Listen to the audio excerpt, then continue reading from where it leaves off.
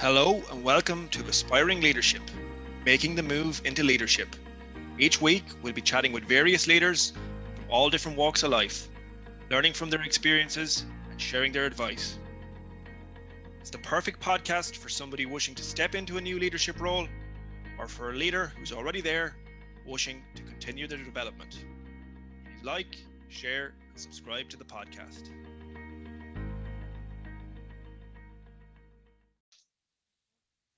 Hey, happy Thursday, everybody. You're very welcome again to this week's episode of the podcast, Aspiring Leadership, Making the Move into Leadership. Again, to kick things off, so overwhelmed, blown away, humbled by the amount of listens, downloads, kind messages and calls. It's also fantastic the amount of people that are volunteering names to come onto the podcast. And each time I have one person, they recommend somebody else. And then I think of other people within communities or people I've worked with or known who I can ask to come on to the podcast in the future. So excited about all the guests that we have to come, and all the fantastic learnings that be able to share with one another and learn from them, the people that are involved, because they're so varied and so successful in their own right. Phenomenal guest coming up today, a man that I've gotten to know a little bit over the last year. So I'll introduce Tim in a moment. But before I get into that, again, if you could like, share, subscribe to the podcast, and of course in the download section, if you wouldn't mind, in the review section, just popping in what's one learning you've taken from Tim this week, and perhaps based on the learning you've taken from what he shared, what's one action you can take on that, and to allow yourself to be successful around that action. It's a good idea to pop a time slot into your calendar to say, I'm going to do this at this time, for this amount of time, and I know I've been successful, and put a little bit of a measurement to it. So this week's coaching question before we get into the chat with Tim is around the idea of conflict, right? And being comfortable with conflict, because conflict isn't always a negative thing. Sometimes conflict needs to happen and it's avoided. So the question that I'm going to ask you, and this is applicable, of course, to leaders, to people in any walk of life, whether it be with your team, whether it be with somebody you could be coaching, whether it be with somebody you work with. And the question I'm asking you is, what conflict are you avoiding right now? Or another way to coin that might be, what conflict do you need to have? And of course, prepare to have the conflict and have it in a positive manner, but embrace it and dance in that unawkward, comfortable space. That old chestnut, like, you can't make an omelet without cracking a few eggs, always comes to mind. So I'd encourage you, ask yourself that question: what conflict do I need to have this week, or what conflict do I need to avoid? And actually, a really good book that you could dig into is Crucial Conversations, which will give you a lovely framework to be able to have crucial conversations and embrace conflict a little bit more. And even if you take nothing from the book, it's about the awareness that, okay, I'm stepping into a crucial conversation right now. And with that in mind, I need to start with myself first and hold that space, and remain calm. So look, we'll hop over to Tim now, have a chat. Tim is pipe major of the St. Joseph's Pipe Band, which are now a grade 2 pipe band, and I actually play with this band myself. They last year won the Worlds in 3A, and that's the second time Tim has been pipe major. He was pipe major in 1990 when St. Joseph's also won the Worlds then in grade 2. So, but he's had a very successful professional career alongside that. So I'm very interested to hear what he's learned from both aspects, some of his philosophy, how he's evolved over the years. He speaks a little bit about his values. One of the things that strikes me about Tim is he's incredibly humble, but as a pipe major in particular, where I would have observed him over the past number of past year or so, is he's incredibly calm and relaxed, which can go against a lot of pipe majors who are generally quite tense, angry individuals sometimes. So he's very calm, and as I was speaking to one of the other lads in the band, it actually incentivizes you to play for him. But he's well able to have a very crucial conversation when needs be and call us out when things aren't where he'd like them to be. It's high standards, and he wants everyone to aspire to similar standards. But yeah, really nice all around kind of fella. And let's have a chat with him now and see what he's got to say for himself. Hey Tim, how are you getting on? Thanks a million for making a little bit of time today. Now, Tim is a real humble type fella, and he's he's outlined to me that he hates tooting his own trumpet. So this isn't what this is about at all. It's Tim has a fantastic amount of experience, both professionally and from a pipe band perspective. So that's really what we're going to chat about and get some learnings from him.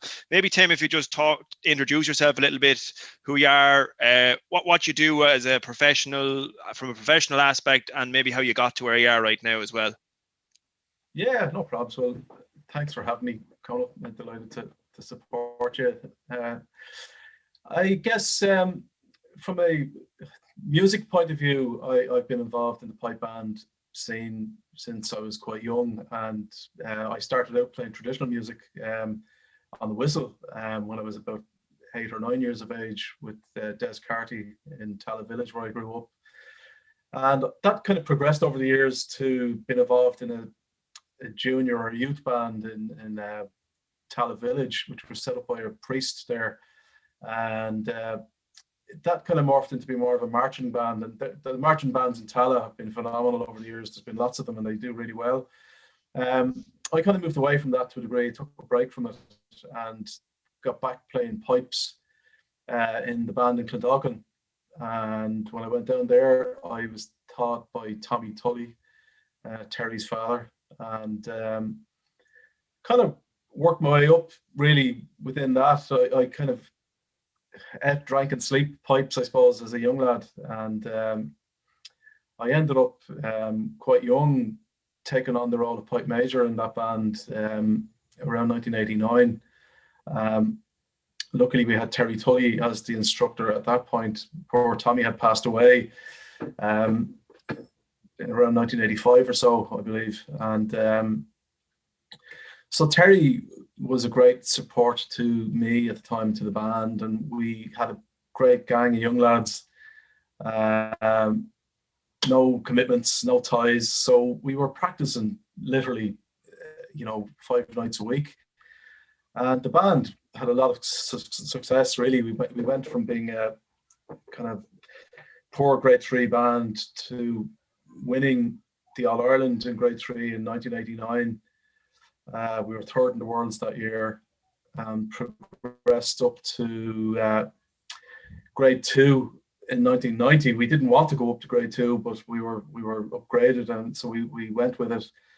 Worked hard, and we won the World Championships in our first year in grade 2 and won the All-Ireland again that year, and continued on into 1991 and won the All-Ireland again in grade 2 and were second in the Worlds. So it was inevitable we were upgraded to grade 1 at that point. So it was a quick kind of transition from being a poor grade 3 band to being pushed into grade 1 within a couple of years. So that was a huge challenge for us.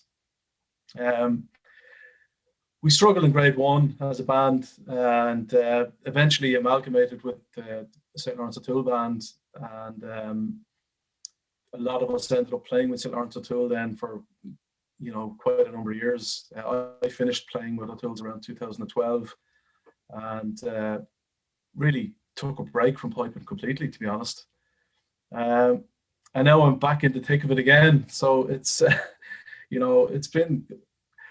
it's all happened so quickly, but it's all over a 30-year period, really, when you think about it. And but it's had its ups and downs, but it's fantastic. That's the musical side of things. While that's been going on, I guess I've had the whole work-life aspect, and I have a background in technology, I guess. I studied microelectronics and programming when I was quite young, and I opted to go down the route of kind of the sales side of things rather than getting engrossed in development or an engineering type kind of career.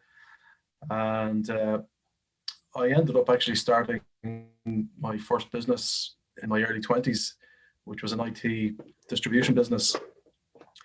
Again, I kind of I took risks, I guess. I was young and naive to a degree. I had no financial commitments, so it was easy to kind of take a chance, I guess, and it was really just about making a living.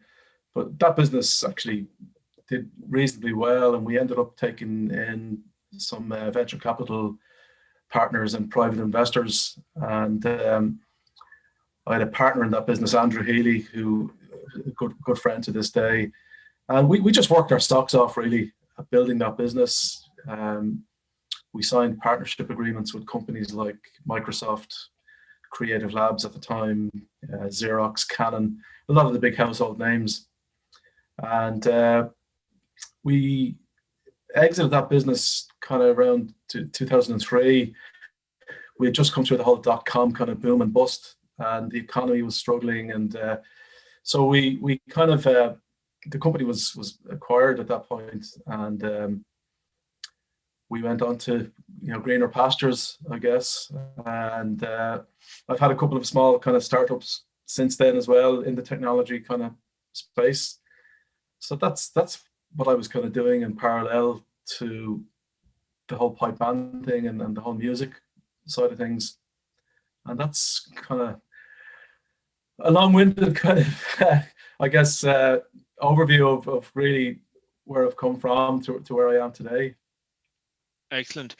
What I'm picking up there from you, Tim, and it would have been something that I would have got from a lot of the other people that I spoke with, is just this kind of proactive attitude of throwing yourself into things. Like, you obviously had a fantastic mindset to set up your own organization at the age of 24, and even you were mentioning in the notes you sent to me prior to this call that you were pipe major at Joseph's in 1990 at 22. How did you go? I'm very interested to hear, how did you go from just being a young member of St. Joseph's, no commitments, having the crack, loving life, you mentioned eating, sleeping and drinking, a lot of drinking with piping, to being the pipe major? Like, how did that come about, that transition? Well, Eamon McDonald was the pipe major of the band when I joined it, and Eamon had been in that role for over 40 years, so he was real stalwart, the backbone of the band, a great man who again sadly passed away in the last couple of years.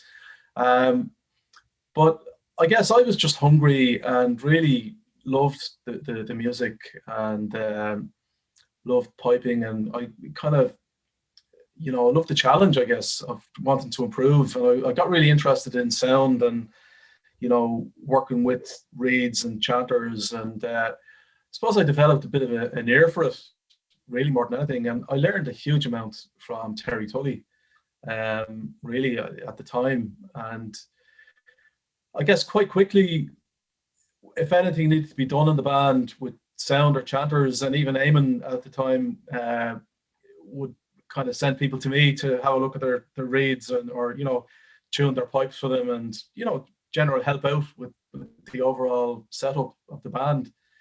And that kind of just, I guess it happened kind of organically, really. I was quite young. I wasn't expecting to be taking on that kind of responsibility. And I think in '88, I was voted in as the pipe sergeant of the band, and that was kind of a big deal for me. And then '89, then Eamon decided he was going to retire, and the guys all wanted me to step up, I suppose. And it was scary enough, but I was willing to do it because I had the support of Terry there, and that was a great sounding board, and I guess it gave me a bit of comfort to know that I could go to Terry if I had any questions or needed any help. And that was it. I just found myself in that position, really.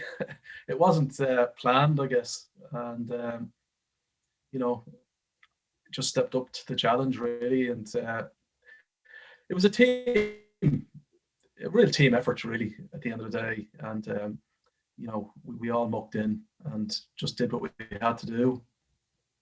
Very good. It's interesting. I love to dig into a little bit more there, Tim, as well. So the band has won the Worlds twice while you were a pipe major, and that's not an accident. What are some of the key things you go after as a leader or as a pipe major, whatever way you want to coin it, when you moved into the position in both times to bring the forward? Like, the band moved, like, accelerated extremely quickly from 3 up to 1, and then again the same thing is happening now. Yeah, what are some of the things you go after? Well, I guess back then I didn't really know anything. I was, that's the funny thing about it. So I was kind of learning on the fly.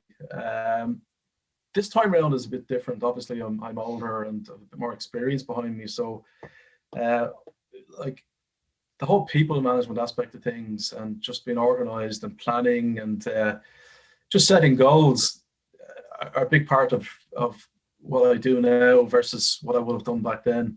And that's something I guess I've just learned to refine over the years. Um, but bands standards are a lot higher now, and it's a lot more challenging now to produce a band. And we've just worked hard at it. It's really been about focus and having a kind of a game plan. And we were kind of building up over probably 3 years or 3 seasons to get the most recent Worlds win in 2019. But in the back of my mind, there was always a kind of a plan there to try and peak in 2019 for the Worlds. And, we edged towards that with just refining sound, working on chanters, just gradually bringing the pitch up and getting everybody used to it, and working on unison and tightness, and getting everybody kind of just working a little bit harder. So it just came together for us. But as I said, it's a team effort at the end of the day. Everybody has to put the work in. Very good. So you're usually successful from a business context, and have had a lot of success in the pipe band world. What do you think you've learned from from your hobbies that you've brought to the business world, and vice versa? What has the business world taught you that you're able to bring to the pipe band landscape? There's a lot of things that you can apply in all kind of facets of life, really. Around I guess being organized and setting goals and preparing. I don't like the old cliches, but if you fail to prepare, you're preparing to fail. But they're true. They're hugely important. So there's lots of things like that you can bring from kind of one realm into the other, I guess. Yeah, I completely agree. I think that's one of the big learns for me, particularly with pipes. They're an instrument you just can't get away with, and if you haven't put the work in, you're going to get found out. And Yeah. Same in a business context, if you want to, let's say you're delivering a presentation or something, if you haven't prepared for it, you're going to get found out as well. Yeah, absolutely. And the more you do it, obviously, the more relaxed you become. So it's about kind of repeating processes, refining, even with your practice routine with piping, recording yourself and listening to yourself and being your own worst critic is a huge part of improving. And that's helped us, and it's helped the band. But it's the same thing in business. Measuring your progress and measuring your performance is hugely important if you want to take things to the next level. And that's something we kind of employ business-wise to this day, really on a daily basis. A really interesting point, actually, and it's something that I've been thinking about. So I know more than yourself. You're working in the tech industry, and technology is all now about the data-driven enterprise. And I've been thinking over the last while, how can pipe bands continue to evolve? And I'm wondering, have you ever thought about where there's an ability to be able to put more tangible measurements on things? And because stop with that, yeah. Yeah, well, with the lockdown, for example. The whole routine for tuning pipes has changed dramatically. We did some studio work recently before Christmas when we could go into a studio, and having not being able to actually take somebody's chanter out of their pipes and blow their chanter, for example, is a huge problem.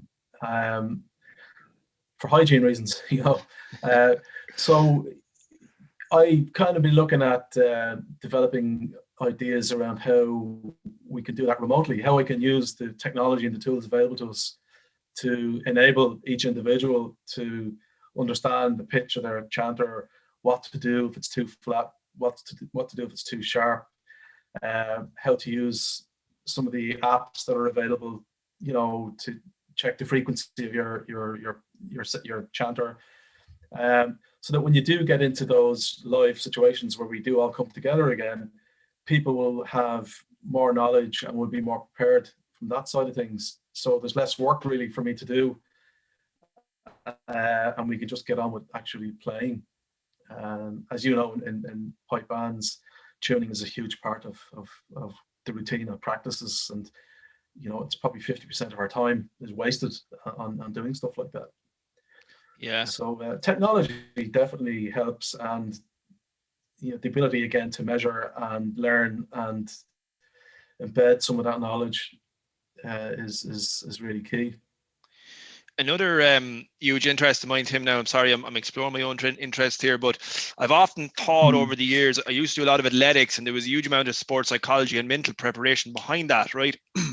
And in pipe bands, like I'm sure you've been there, but let's say 90% of the time, the band is sounding way better in final tuning than it does when we cross the line, right? And the only key difference there has to be mindset. Yet it's an area that I don't feel is exploited to the full potential that it has within pipe bands. Any thoughts on the reasons behind that, and maybe how things could evolve there over the years? Yeah, I think particularly early on in the season, when the routine is probably a little bit rusty, the build up to going into the arena for your performance, you've got a 2-hour window. Well, that's what we work to anyway. We kind of start 2 hours before, get warmed up, take little breaks in between to calm everybody down, have a couple of runs through the performance. Again, just to settle everyone down and try to kind of gradually build up the sound and time it for the performance itself.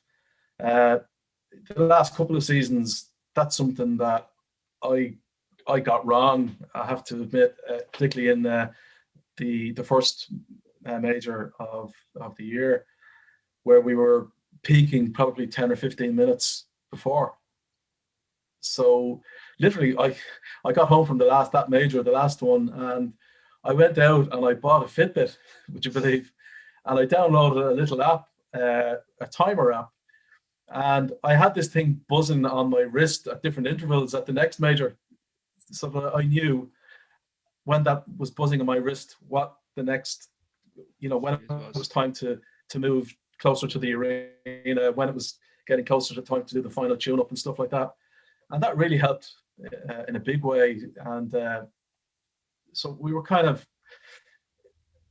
peaking in the arena, really, I guess. We refined that then. By the time we got to the Scottish Championships, I kind of had that routine embedded, and thankfully we won the Scottish Championships. And then a few weeks later, again, we won the World Championships, and that was a big part of, for me, the preparation on the day. So if you see me look at my wrist, or you see me kind of shaking my wrist, you know that there's something buzzing on my wrist, as a cue to move on to the next kind of step. Very good. Like, again, what's coming through there is because you're utilizing data and the tech aspect of stuff, that it allows you to be systematic and then reflect and improve things. Just two very last quick questions before we finish things up. We were chatting before we started recording about this, but myself and Liam were both having a chat one day on the phone, and I was commenting like how cool and calm and relaxed you are as a pipe major, which is, as I was saying, can be a little bit unusual, because a lot of pipe majors can be quite tense and angry characters, but also you have the ability, when needs be, to have those challenging conversations. And maybe if you'd just like to share, because that's something in the corporate world, believe it or not, that I would see as a coach leaders really struggling with, is that ability to have the challenging conversations. What are your thoughts on that, and how do you do it? Look, it's hard. There's a whole human side to this as well, and you've got to balance the two. So difficult conversations, unfortunately, do happen, and you're not flavor of the month with some people because of it. But you've got to think of the greater good. You're thinking of all the other members of the team who are working their socks off, for example. You have a duty to them as well. And, if you've got your goal in mind, and you need everybody, on board with that. And if they're not, then difficult conversations have to happen. And it's the same in the business world as well. Unfortunately, it's tough. I guess, the type of person that kind of lets things slide for a while and let it slide for a while, and I give the benefit of the doubt over and over, and it's probably a weakness of mine, to be honest with you. But eventually, I just have to draw a line in the sand, and it's difficult, but you're not in this to be people's best friend. Um, you've got a job to do, and that's the reality of it. Yeah, very good. And as I said, you have a lovely balance to it, Tim. In fairness, which is good, and then people will come along with that and understand your perspective. So last question.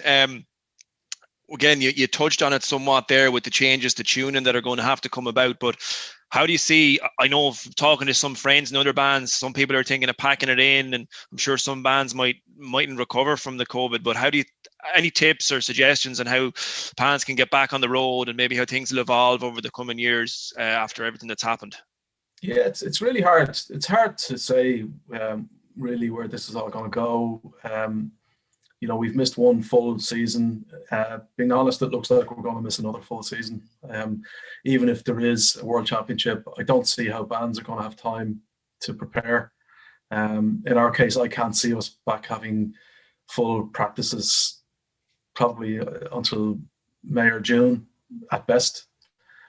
So that doesn't give us time to prepare. But people are losing interest. There's no doubt about that. People have got involved in other things. Some people are struggling with this whole situation. For me, what I found is taking on a few other kind of maybe related interests. Maybe learn another instrument, or pipers, take up the small pipes, or buy one of these digital chanters. Have a bit of fun with it.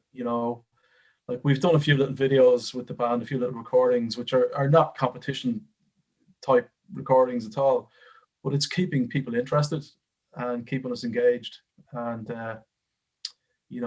for more experienced people, maybe try and teach younger kids, maybe over Zoom, to keep you interested. But there's lots of ways of staying involved, and I guess keeping the love for it.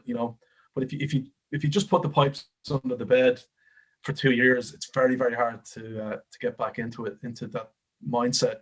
And I'd encourage people to do something to stay involved in the music if they can at all, even if it's just picking up a tin whistle and learning a few tunes. Excellent. Very good. Come on, Tim. Well, look, a couple of big takeaways for me there was, I suppose, first of all, you began to speak about, being proactive, immersing yourself and learning it. The importance of the team around you came through as well. You also, I think, mentioned, measuring things, setting goals, having a plan, and then the utilizing, tech and data where appropriate, like the Fitbit, to be able to measure and track what you're doing, and then reflect upon it and improve it. And then you spoke about with the leadership aspect, that it's important to have the challenging conversations where it needs be, because everybody else might be working hard and it's unfair on those. And if everyone understands the goal, generally they can understand and get on board with your decisions.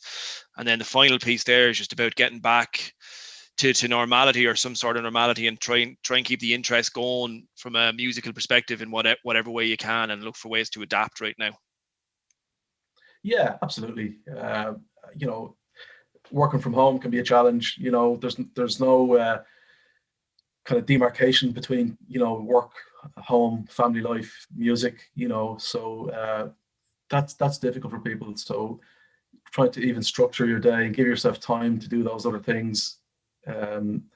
Like, I find it useful to be able to switch off at lunchtime or whatever, just to play a few tunes, for example, and just kind of a distraction away from kind of the more mundane kind of stuff that's going on during the lockdown, really. Very good. Cheers, Tim. Look, Yeah. it was super having you on the podcast. Really appreciate it. Oh, great. And I'm sorry I didn't let you know that it was going to be videoed. Yeah, I know. Yeah, I would have worn a suit or something, you know. Next time we get you back for a panel discussion. Last time I wore a suit was my wedding, so All right, good brilliant. man. Thanks a million. Cheers. Absolutely fantastic stuff there from Tim. As I was commenting, like, he's such a genuine, authentic, humble fella. He brings that across in the way that he leads the band. It's what's remarkable about it is he's generally such a laid back fella that he's able to get results even by being that way. And that's a big learning for me as a leader. It's important to be kind first, to understand other people's perspectives, but then bringing the situational leadership aspect into it to be able to have the challenging conversations when needs be, and then be a friend when needs be as well. So, look, absolutely fantastic stuff for Tim there. As I was saying, might get him back for a panel discussion at a later point in the year, which is something I'm exploring the idea of doing.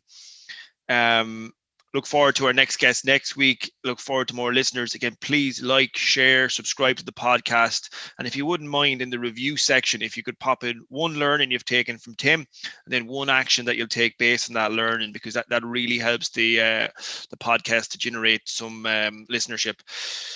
Remember, and this phrase that I use every week came from a good friend of mine at home who would say it no matter what we're doing, whether we're going out, whether we're going to a football match, is just to get involved. Whatever you're doing, whether it's playing that little bit of music that Tim is saying, think about how you can adapt. How can you give back maybe at this time? Teach a little bit of younger people. If it's something with your family, how can you get involved a little bit more? Something at work, what can you do? Get involved, get stuck in. Yes, things are hard, but look, we're resilient people, we're determined people, and together we're going to get through this, and we're definitely going to come back stronger than what we were ever are before.